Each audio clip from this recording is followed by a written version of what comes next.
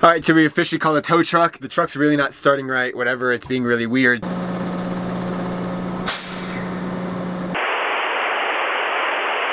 All right, everybody, it's the next morning. It's 9:11. Woke up a little late. We're both a little congested. Let's see if the truck runs right. Fingers crossed. All the lights turned on, like no issues. That's a good sign. Vehicle's on. Doors open. That's it. Sick. The truck is running perfectly fine. No lights, no nothing.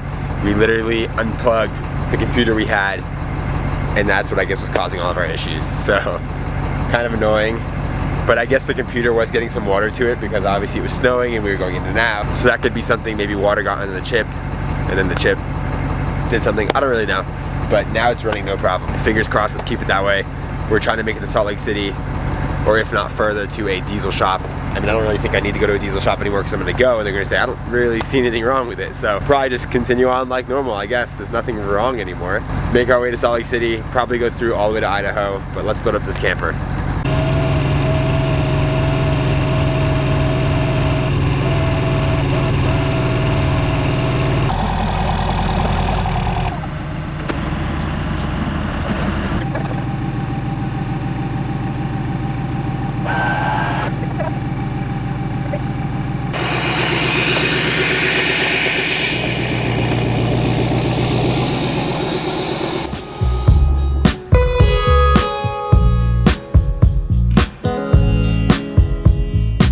It's been a crazy last couple of days with our inverter, and it stopped working, and then when we got it fixed under warranty, our truck stopped working, and so we got it all figured out. It was all free of charge, besides the tow, so hopefully insurance covers that. But everything was a free fix, warranty, or just doing a simple little modification, and everything's been fixed. But now we're making our way back north towards Salt Lake City to get back onto what our travel plan was to begin with, which is all up there, Idaho, Wyoming, Montana, all of that area. And we are now 4 hours south of Idaho. So we're making our way to Salt Lake, and we may make a new plan when we get there, we may not. So obviously you're not gonna find out unless you stay tuned. We're gonna catch you when we get to Salt Lake City, but for now, enjoy the beautiful views that we're enjoying too.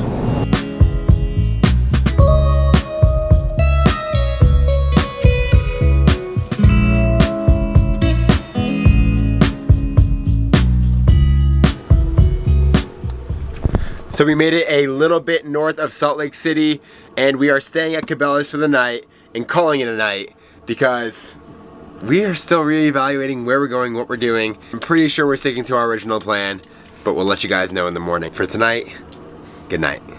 The first stop we're making in order to get back onto our original path is something called Antelope Island State Park, and it is a state park that is on the Salt Lake in Utah. We chose to come to this state park because of all the wildlife that is here. We can expect to see antelope and buffaloes and so much more. We've actually already seen coyotes, and now we're on a walk hoping to spot some buffalo and some antelopes.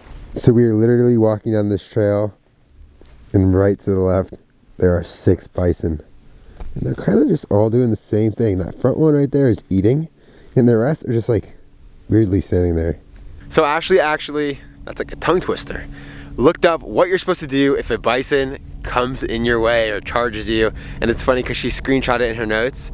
And when they start charging, we're gonna make sure we let them know, please stop, let's check our notes. But she actually just checked beforehand because of how close they are. And what is it we're supposed to do? Basically, if the buffalo starts coming near you, you just want to back away, don't make any sudden movements, don't be crazy, and give them some space. If they want to walk towards you, the trail is theirs, you move. When we wake, hear the birds and see the sun. Side by side our fears are done. Oh, the good times just begun.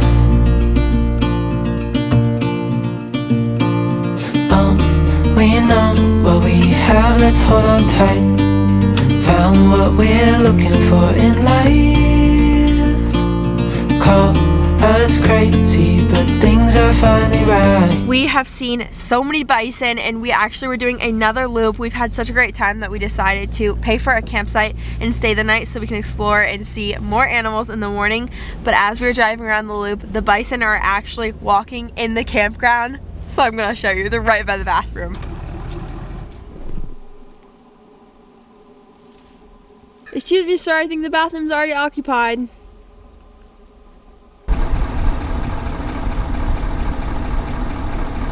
Now that we've made one last loop, we're gonna make our way over to the campground and find our campsite for the night. It was like an assigned spot, so we're gonna go there and then we're gonna make something to eat, and hopefully we'll see more as the sun's setting, and then definitely in the morning. That's so crazy. We've never seen so many bison and so close up. Like, that's just crazy.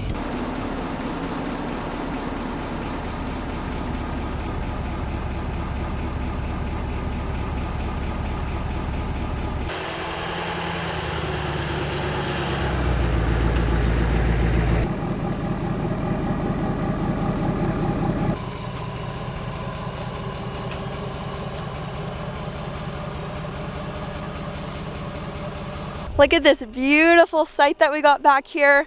Our site actually was somewhere on this side, but we figured since it was so empty, it probably wouldn't matter. We wanted to have the most beautiful view, so I'm gonna show you our spot. Literally have this huge spot to park. You could put like the biggest camper in here, and we're tiny compared to it.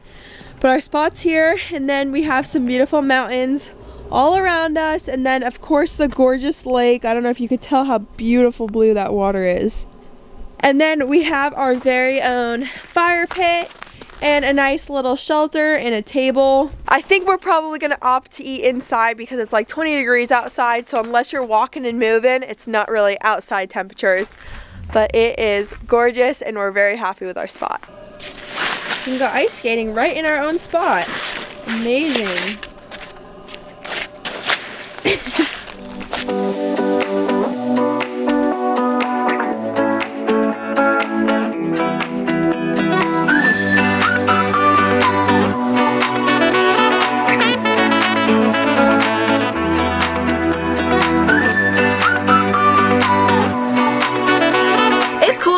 And we're hungry, so let's make some chili. We actually opted for a spot with electric. It was $40, which is usually more than we would pay to stay at a spot, but it was $15 just to get into the park. So if you paid for a spot here, that crossed it out. So it's $40 total. We get a nice spot here with electric, so let's make something to eat.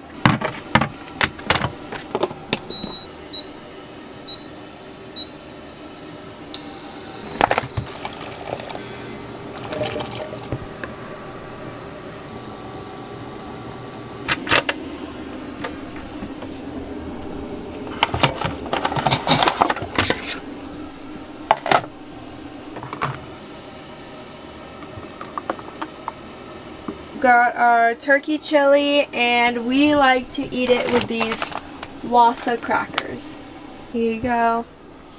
Thank you.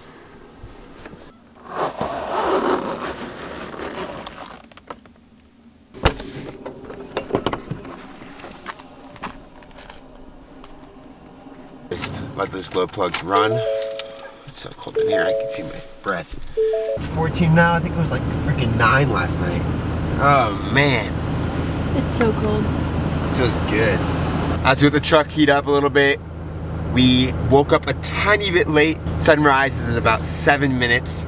So we're gonna go see it where we were yesterday, which is literally only like 8 minutes, not even from where we were. And hopefully, Ashley seems to think that the antelope are hiding and they're gonna be coming out this morning. So let's hope for that. This is where we were yesterday, and we don't see any, so we are going to go the other way. And the sunrise is from over there, so we can't really see it from here.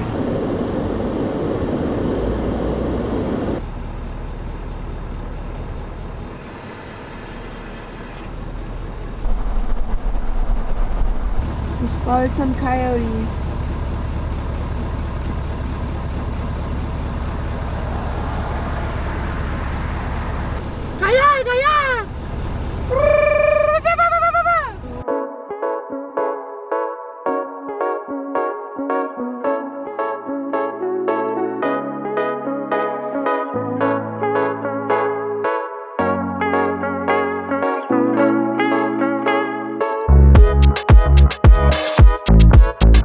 All across this island, there are people pulled up on the side of the road with their crazy lenses taking some probably awesome photos of the animals. And we actually pulled over and asked one of these guys, what are you looking at? This animal was so far out there we literally couldn't even see them. And you know, he explained what he was looking at and where to look for other things. And so down by the bison corrals, there are 2 owls up in the hay area where they keep the hay for the bison and for whatever they keep it for. I'm not really sure what they keep it for here. But we're gonna show you them. They're actually up here. There used to be 5, and it looks like there's just 2, like he was explaining. This guy definitely comes here a lot.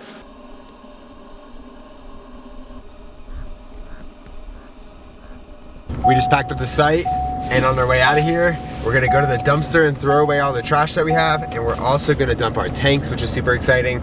That was another reason why we get the campsite, was the power, more water, and then dumping the tanks. So sometimes it's worth it when you're in a pickle and your battery's low and your tanks are full, and there's an entrance fee to the park, so it was 100% worth it for us. And actually it was super cool to wake up 10 minutes before sunrise and then go see all those animals that we saw this morning.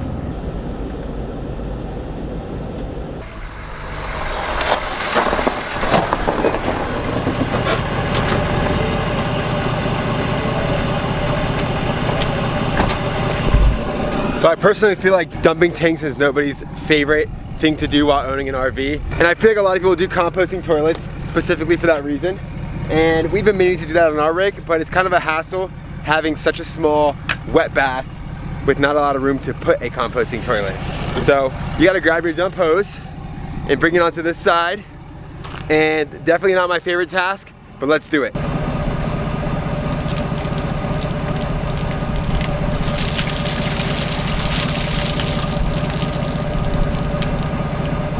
What the heck?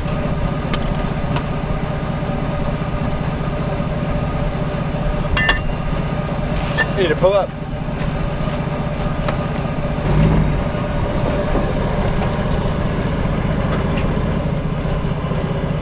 Had to pull her up a little bit, get her a bit closer, which is still a bit far.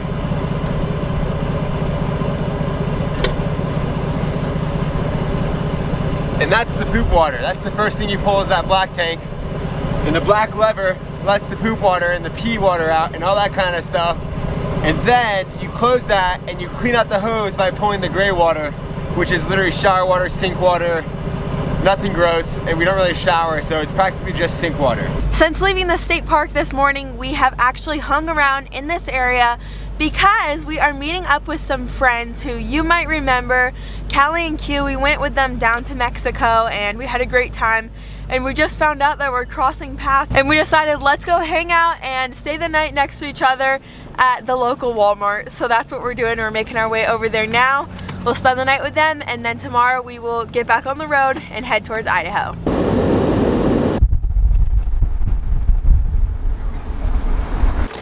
Come on, guys, let's go. We spent the night away chatting with our friends. It's literally after midnight. Now we're going to sleep. We're super tired. It's super cold outside. It is 19. Feels like 4. We're hungry. We haven't eaten. We're going to eat really quick and we're going to go to sleep. Good night.